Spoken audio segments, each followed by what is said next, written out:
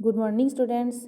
आज हम पढ़ेंगे चैप्टर नंबर 4 कौल का पास, जिसके राइटर हैं मुंशी प्रेमचंद। कौल का पास जिसका मतलब होता है वादे का पक्का होना।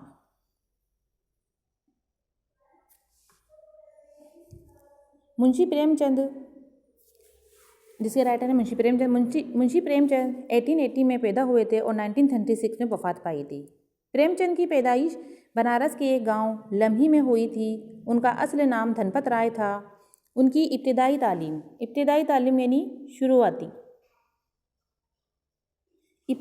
यानी उनकी शुरुआती तालीम गांव के मदरसे में हुई थी। मैट्रिक पास करने के बाद 1899 में बनारस के करीब चुनारगढ़ के एक मिशन स्कूल में असिस्टेंट मास्टर की हैसियत से मुलाजिम हो गए। 1905 में कानपुर के ज़िला स्कूल में उस्ताद की हैसियत से उनका तकर्रुर हुआ। यानी तकर्रुर का मतलब होता है नौकरी का मुकर्रर होना। प्रेमचंद में नौकरी मिल गई एक उस्ताद की हैसियत से। 1905 में वो एक स्कूल के अंदर उस्ताद मुकर्रर हुए। प्रेमचंद को लिखने का शौक़ बचपन से था। उन्होंने ज़िंदगी के दुख दर्द को करीब से देखा और महसूस किया था। यही वजह है कि ज़िंदगी के मसाइल जो है वो मसले की जमा है। ज़िंदगी के मसाइल उनकी तहरीरों का मौजू बन गए हैं। तहरीर का मतलब होता है लिखा, यानी उन्होंने जो भी लिखा है, उनके जो भी उन्होंने नॉवेल्स और अफसाने लिखे हैं उनमें उनका जो मौजू होता है वो सबसे ज़्यादा गाँव की ज़िंदगी के मसले होते हैं। उनकी ज़बान बहुत सादा और सलीस थी। सलीस का मतलब होती आसान। प्रेमचंद की ज़बान जो थी बहुत आसान थी। उनकी बेशतर मीन्स ज़्यादातर, उनके ज़्यादातर नावल और अफसाने देहाती ज़िंदगी की से ताल्लुक़ रखते हैं। प्रेमचंद ने तकरीबन एक दर्जन नॉवेल और 300 से ज़्यादा अफसाने लिखे। उनका शुमार उर्दू के अहम तरीन नॉवेल और अफसाना निगारों में होता है। अहम तरीन का मतलब होता है टॉप के, सबसे अच्छे। तो टॉप के अफसाना निगारों में होता है निर्मला, बेवा, मैदान अम्ल, बाज़ार हुस्न और गोदान उनके मशहूर नॉवेल हैं।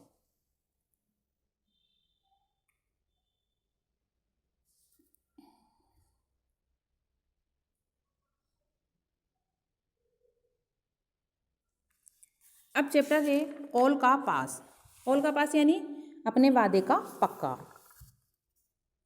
अकबर बादशाह मुग़लों का बहुत मशहूर बादशाह गुजरा है।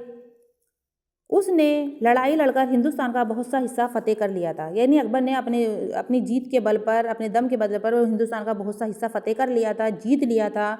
एक राजपुताना रह गया था। अकबर ने चाहा कि उसे भी फतेह कर वहाँ भी सल्तनत करे। यानी राजपुताना कौन सा था? वो मेवाड़। तो उसको भी वहाँ पर फतेह करे। ये इरादा करके उसने राजपूतों पर फौजकशी की। फौजकशी का मतलब होता है हमला। फौजकशी का मतलब उसने वहाँ पर हमला कर दिया। राजपूत अपना मुल्क बचाने के लिए लड़े तो बड़ी बहादुरी से, मगर आखिरकार उनके पाँव उखड़ गए। पाँव उखड़ना का मतलब होता है पाँव उखड़ गए। पाँव उखड़ना एक मुहावरा है, यानी उसके सामने टिक नहीं सके। राजपूतों का सरदार राणा प्रताप अपने बाल बच्चों को लेकर किसी जंगल में जा छुपा। राजपूतों को एक सरदार का नाम रघुपत था। ये बड़ा बहादुर और जरी था। बहादुर, ईमानदार और जरी था। बहादुर था, अपने वादे का पक्का था। उसने कुछ लोग अपनी फ़ौज में दाखिल करके उनको साथ लेकर लड़ा करता था। उसने बहादुरी में ऐसा नाम पैदा कर लिया था कि बड़े बड़े मुग़ल उसका नाम लेकर घबरा जाते थे। अकबर के सिपाहियों ने बड़ी कोशिश की कि किसी तरह उसको पकड़ लें। वो एक जंगी कब रहता था जो उसे पकड़ सकते, क्योंकि वो तो जंगल फिरा करता था। रघुपत सिंह की एक बीवी थी और इकलौता बेटा था।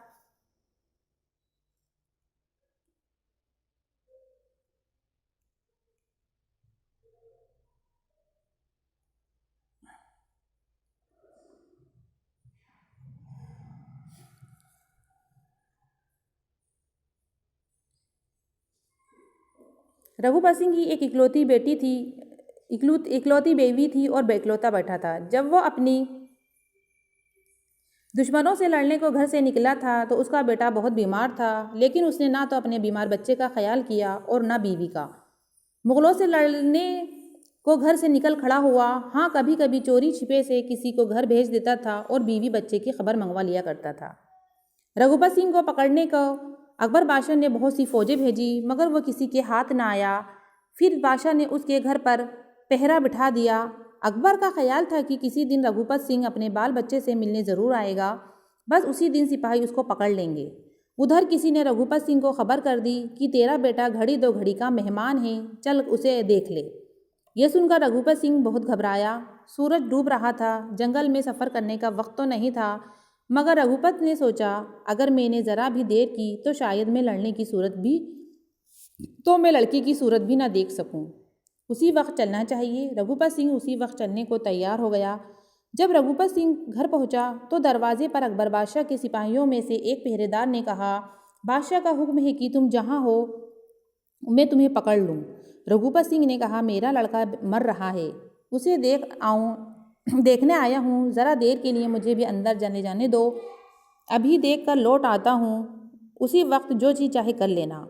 मैं राजपूत हूँ, झूठ हरगिज़ ना बोलूँगा।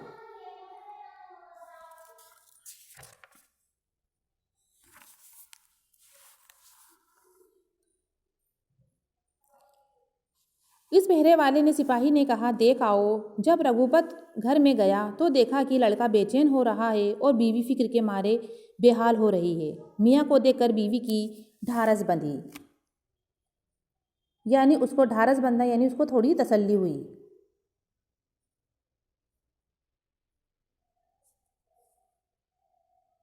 उसको ढारस बंध गई। रघुपत सिंह ने बच्चे को प्यार किया और दवा की तदबीरें बताईं। तदबीरें यानी तरकीबें बताईं।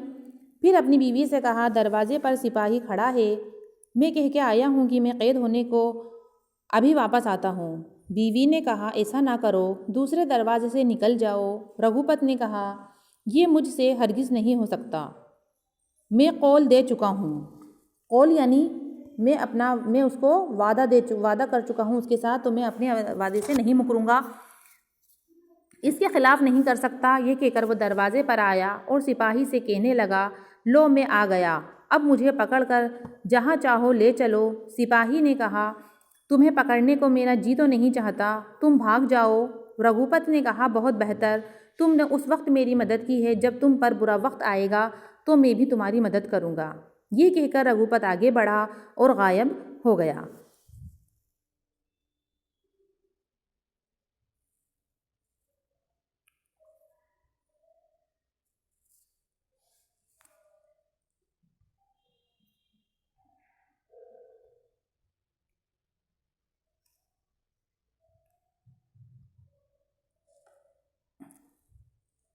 आगे हम नेक्स्ट वीडियो में पढ़ेंगे।